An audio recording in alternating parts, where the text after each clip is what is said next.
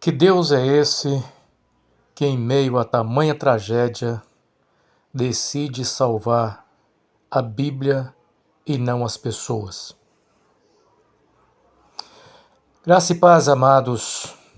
Vamos refletir um pouco sobre as experiências que estão acontecendo no meio dessa tragédia, que estão vivendo ali o nosso povo do Rio Grande do Sul. Antes de mais nada, devemos lembrar sempre das nossas orações e das ajudas, sempre que possíveis, àqueles que estão precisando nesse momento. Chorar com os que choram. Esse deve ser o nosso foco nessa hora.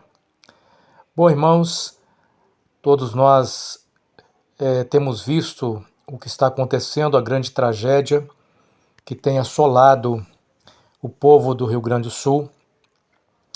Em meio ao tamanho desastre, a tamanha tragédia, é natural que surge perguntas, indagações, questionamentos para tentar entender o porquê de tantas coisas, por que acontece, por que Deus permite acontecer.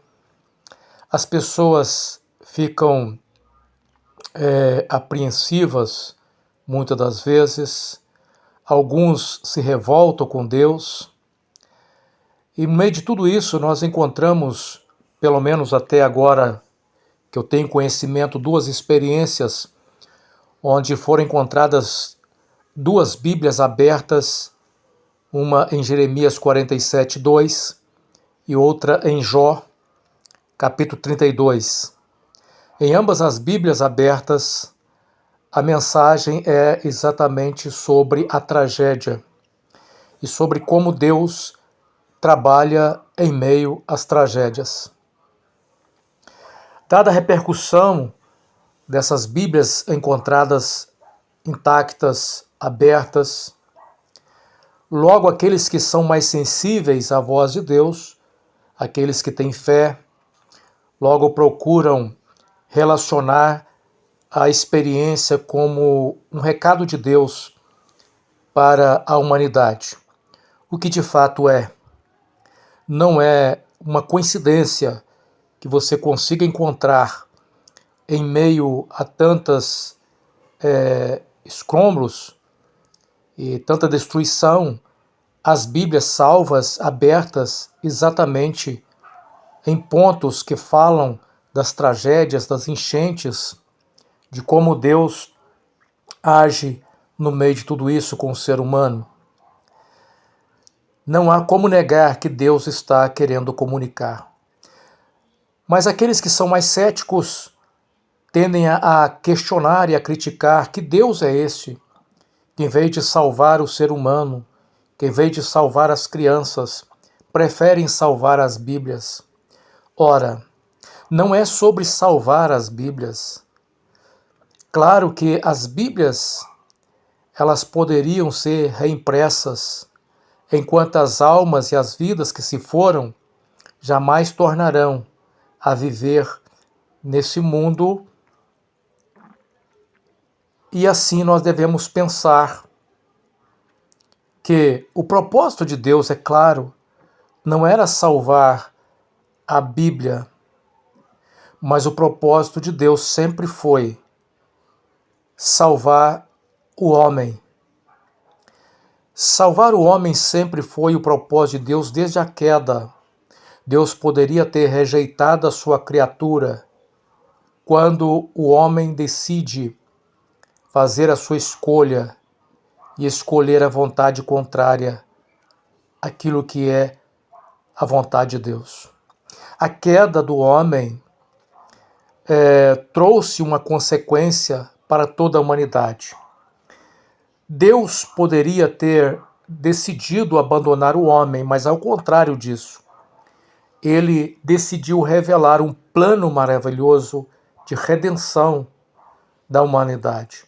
E é exatamente na Bíblia que nós encontramos na Bíblia o relato desse mistério e desse segredo e desse projeto eterno gracioso de um Deus que se preocupa com o ser humano e que decide salvar o ser humano.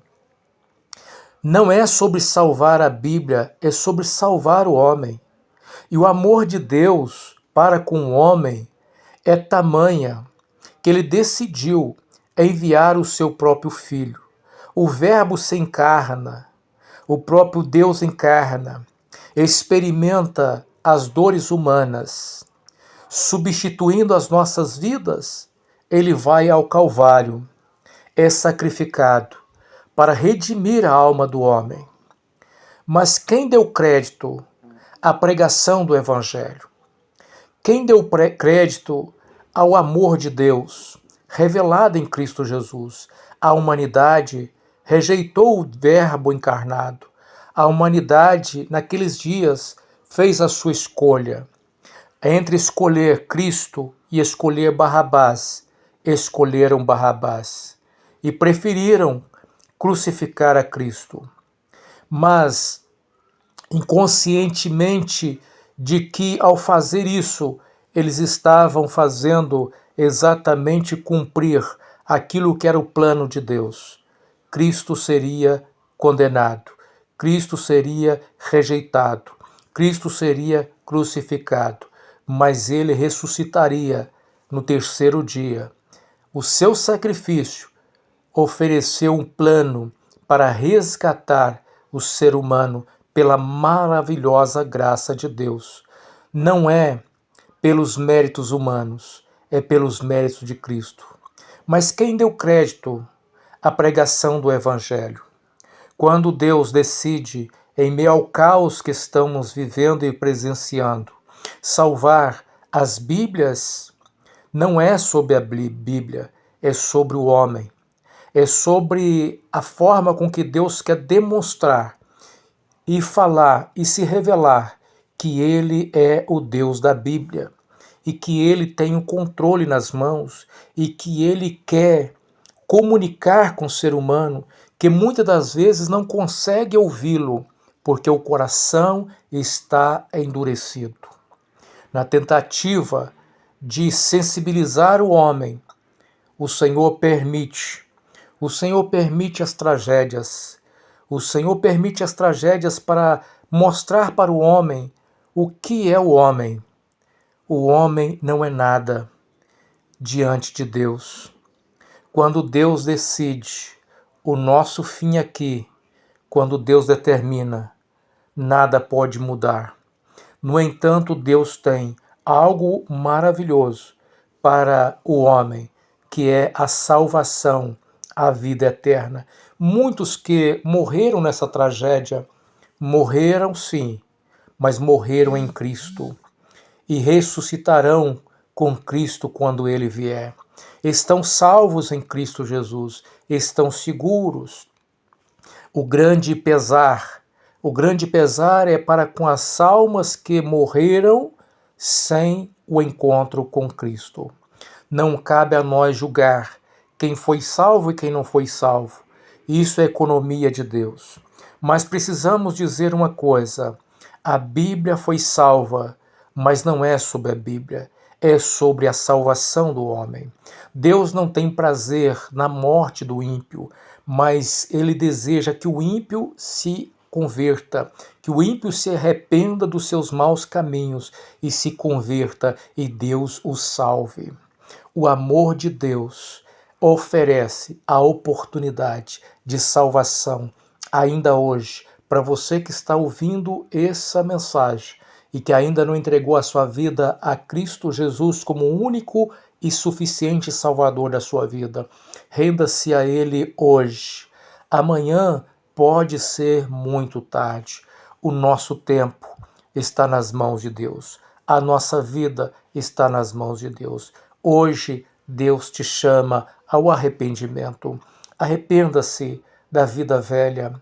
Abra o seu coração para Cristo.